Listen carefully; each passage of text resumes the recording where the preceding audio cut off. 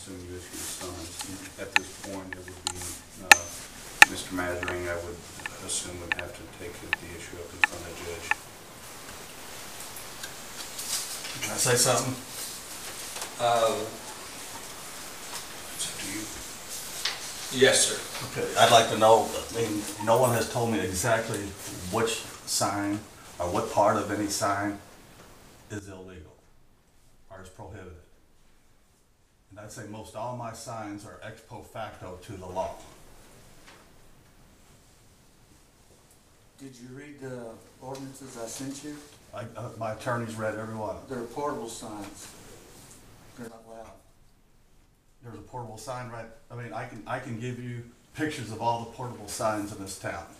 And you're also flashing. That's not allowed. I can make them not flash, but there's still, a lot of these signs I had were ex post facto to the law, which cannot be touched. I'm not going to get into you with it. That's for up to Judge Peterson. I'm just enforcing the ordinance. I believe, Mr. Masering, that our chief is correct there. This is a matter that better go ahead and proceed through the proper channels. Unfortunately, I can't, as a city attorney, I can't give you legal advice to Right. bring that up to your lawyer. And if your lawyer wants to contact me as the prosecutor, I'd be more than happy to listen to him. If in fact you're in violation of law, then you have to take it up with the judge and let him Right. decide that issue. I can't give you advice, unfortunately, Right. and they can't give you advice. Well, I'll have some paperwork to serve the court here That'd be great. within the next week. That'd be great. Got a And lot of I'll stuff to I'll serve. look at it, and if you're And I got- give me a call. Okay, and I got all the proof of what's ex post facto to the law. I mean, I can come up I'm not with all exactly this sure stuff. what you mean ex post facto to the law. If you want to give me what you got, I'll look at it. I'll get it all from her. Permitting and all that stuff. Do you have permits for anything over there or anything like that? Because you still got to have permits for all the signs. No, not over there before the law. Well, once you get to me, and I'll look at it, because I'm the one that's Okay. going to have to prosecute you, so. Okay. I'll look at it, and if I agree with Mike, you're in violation of law, then it's going to be up to the judge. You can just Right. take your case in front of him, but I'll be happy to look at it. Mike's in charge of enforcing the law, and Right, and I think this is selective prosecution, if because there's, I can show you all the different digital signs in town okay, that change. Gas stations change signs too. okay. Have you So, filed complaints have you filed complaints with the police department about those signs? No, because they were, I mean, I don't believe I'm breaking any law. Okay. Give me what you got, and I'll be happy to look at it, and Okay. I'll go through with it, or have your attorney call. If you got an attorney, I'd Yeah. rather talk to him. Okay. Just have him give me a buzz, I'll be happy to talk to him. Okay. We'll figure it out. All right, thank you, Mr. Masering. And I've got, let's see, two things, I just gotta remember what they are. One is that I did write a letter to the chief to kind of patrol over on Cedar Street because of concerns of some of the residents over there. We discussed that a little bit at the last, at the special meeting. So I did ask him, and he was gonna, in fact, he's probably already got some things for me, but he's gonna take a couple, over a couple of weeks and get some numbers to find out whether people are speeding at a higher percentage over there than just normal people speed. I mean, I don't care what street it is, people go faster than speed. I see them drag race on Pine Street. So, okay. Alrighty, and like I said, we have, we'll take a look. He's gonna kind of go on and off a little bit at different times and get us some, some depth of numbers. But with that, Mike, No, nothing over 30 so far for what he's been. To go with this, I mean, I don't think it might be the right time to do it, but after our meeting the other night, we discussed it. I drove over there, and going down the hill, you gotta really ride your brakes to stay at 20. Going up the hill, you've gotta really gun it to get over 30. I mean, so, and then from the other direction off the end, you gotta really hammer it to get to Tony's house. You gotta be really hammering it to get to 30. So, I mean, you gotta really be trying to go over 30 miles an hour. right. So that, I mean, what the chief's got here, I think that's pretty accurate. Yeah, I've driven it several times. I mean, a bunch of times. And I don't think if it's, you want to speed, you've got to make. You really got to try to speed to do it. But I don't know if the stop signs made a bit of difference. I mean, I you mean, gotta, you gotta still hit have your to get brakes. on the- You gotta hit your brakes anyway going down the hill. Right. You're not gonna be doing, if you're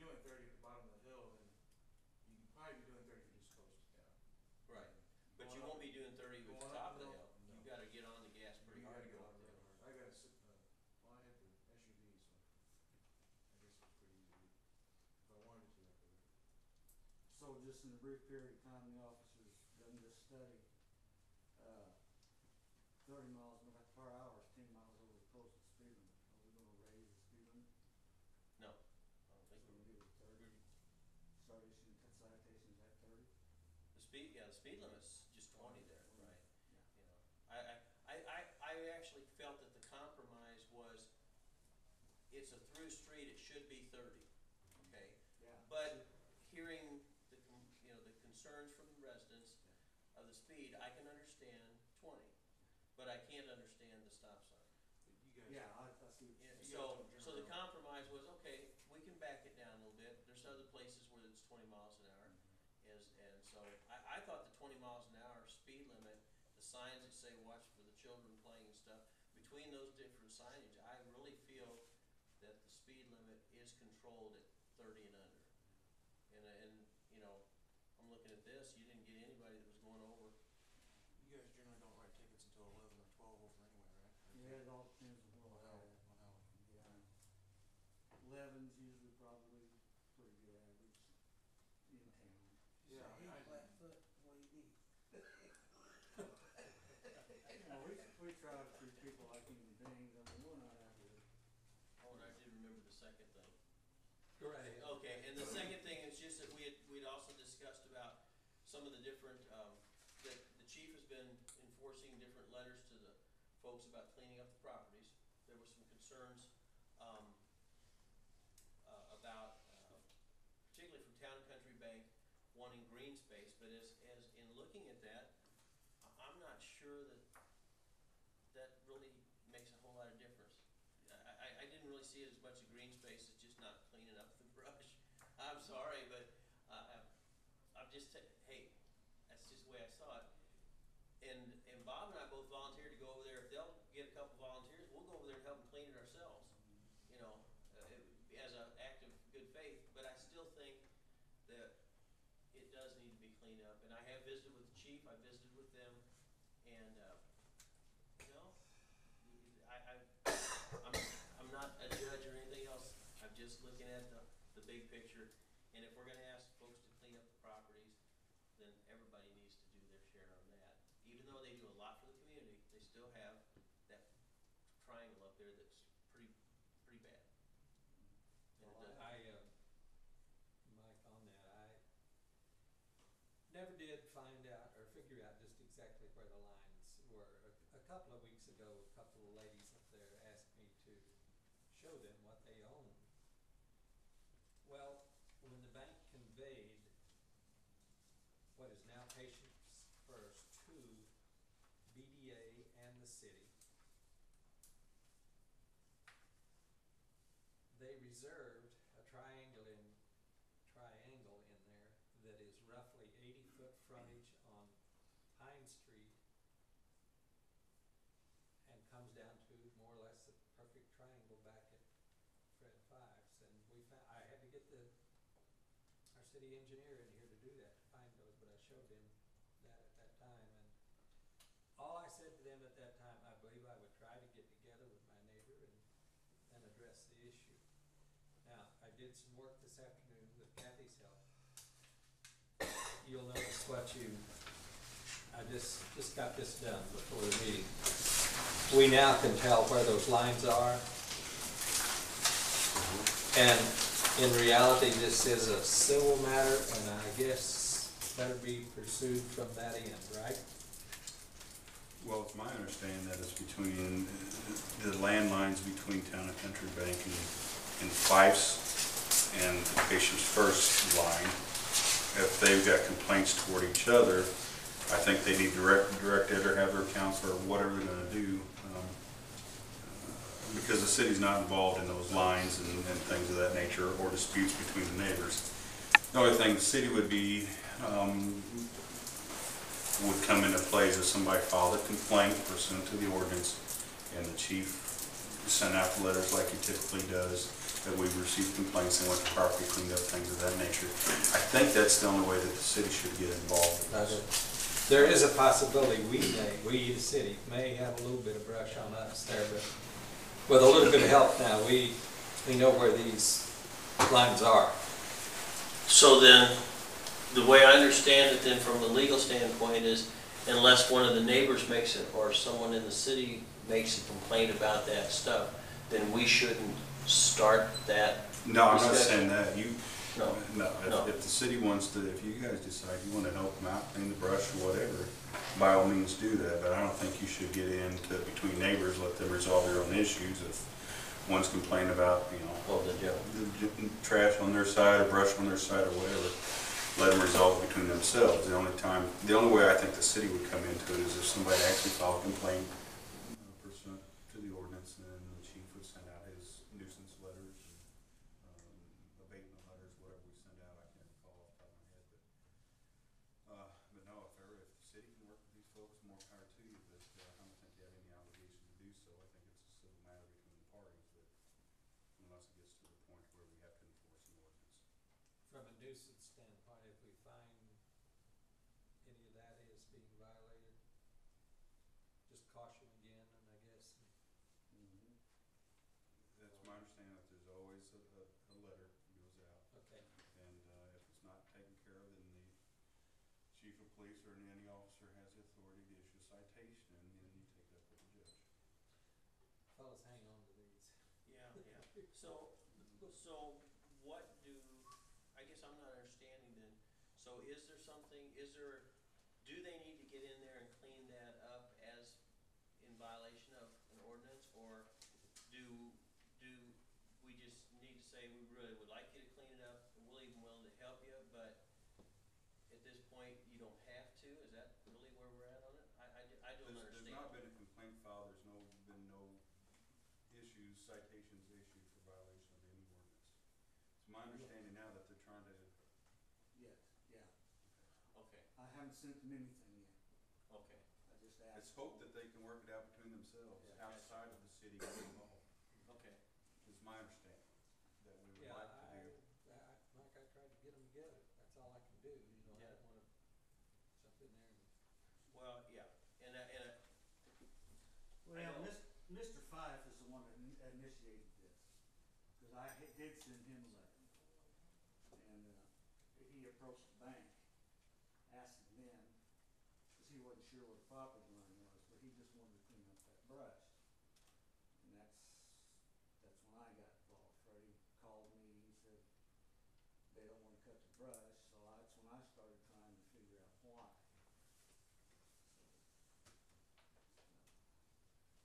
After talking to the people, they said they'd be here to the board tonight, so if we can discuss a way to do that, but they ain't here, so now I'm still waiting for them to do something, if anything. I would leave it between them at this point, and they're not here.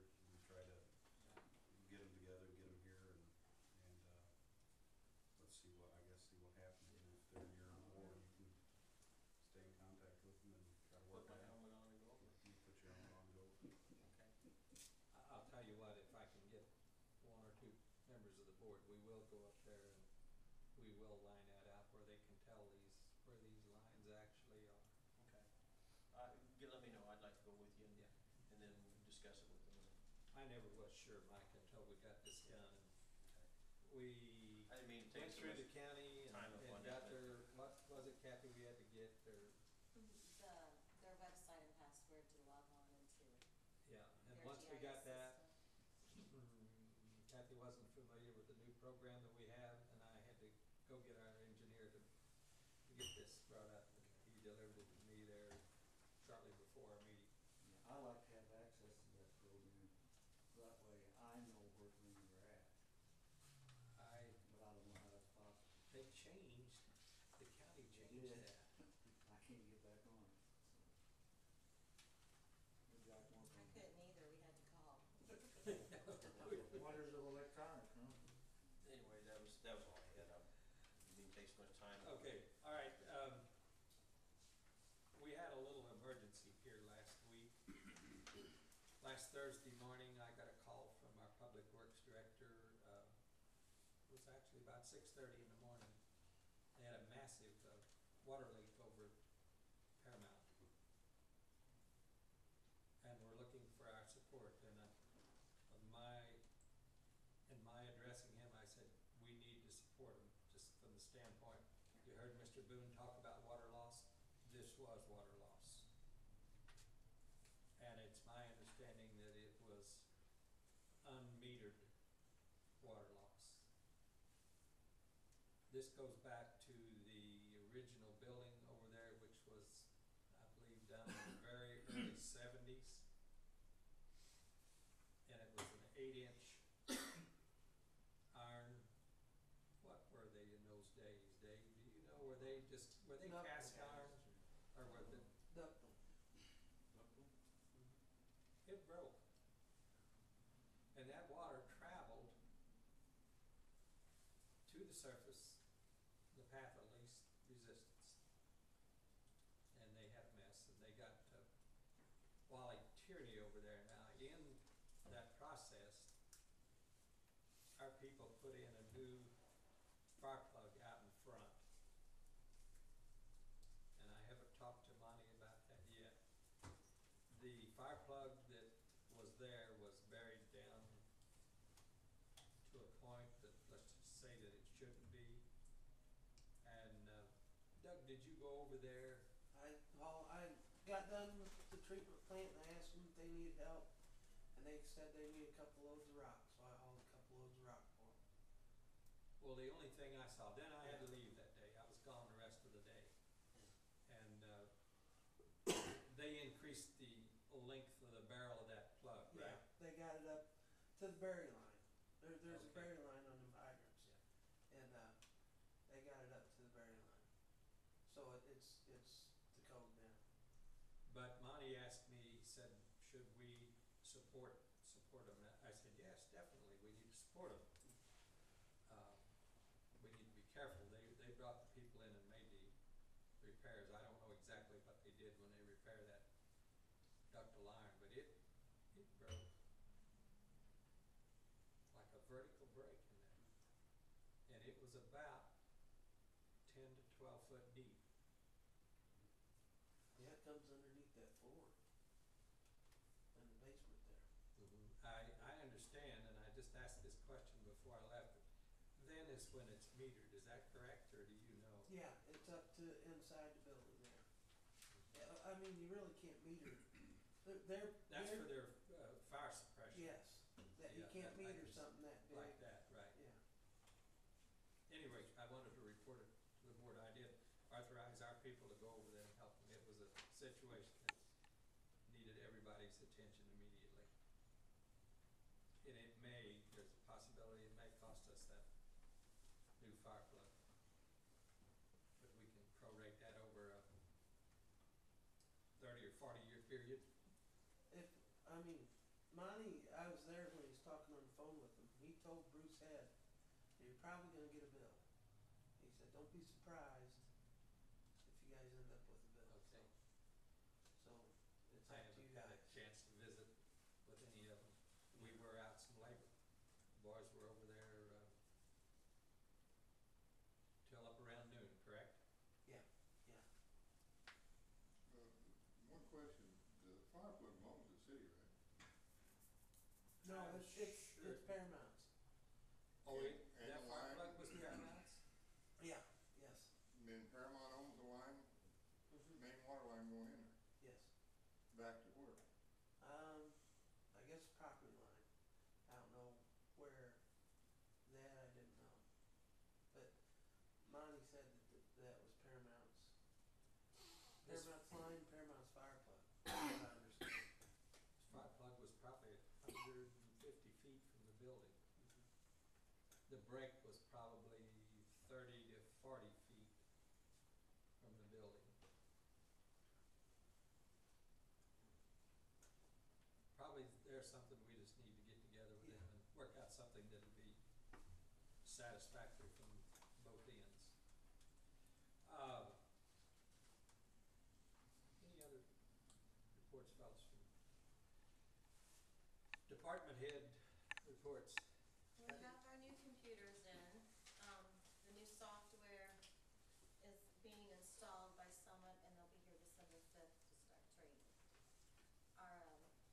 software program to run the computers is Windows 7, and they have ribbons instead of the little boards up across the top, the tabs. So it's taking Tina and I a while to find everything because we were used to the other way. We're slowly learning. So when will it be fully operational? I mean, December. when you guys get trained, when will that be? It's going to be done in spurts. Most of it will start December 5th, and then payroll won't start until probably about February. He wants me to stay on Peachtree for payroll. But we should try that first week in December to start learning how to input everything as a whole into Summit. So by the first year, we basically will be on it. Yes, we should have good numbers to go by then. And Kristen from the auditor's office wants to be here when they set up all the chart of accounts so that we can get them set up the way that she thinks they need to be.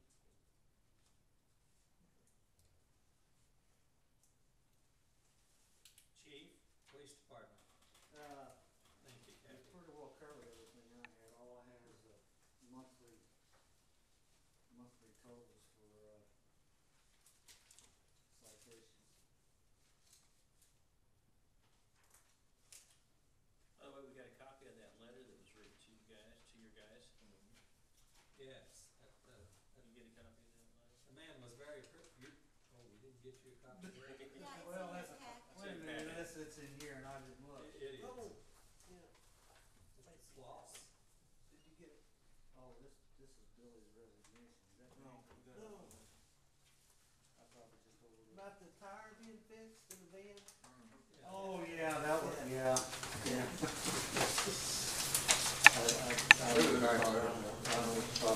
Nice, thank you. Yeah. He was very appreciative. Those old boys were really, really appreciative of that.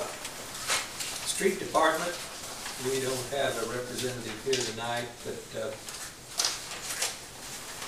Bob, did you do some helping on the repair on the last round of asphalting and what had been addressed? Trying to think where all we went. We fixed that place on Beneath Street over there. We worked on, what's the one that goes across up there by Methodist Church? Oh, Olive? Olive, is that what you live on, Mike? Yes. We went down to the end of Olive and fixed the place there. There's 2 or 3 others, but Well, I think the big thing that I noticed we got done was those repairs on Joe Street. yeah, There's more that needs to be done up there at Moffett the done end, that, but didn't they? yes. and they done that old end of Walnut. I might mention this. I understand our sidewalk program is dead. But because of funding, which probably is no surprise to most of us. But I'd like for the board to think about doing something about that mess that we talked about addressing at one time, but it was gonna be done in conjunction with at the time the sidewalk program was initiated. That's that, yes, that manhole there. That's a mess. Them buses driving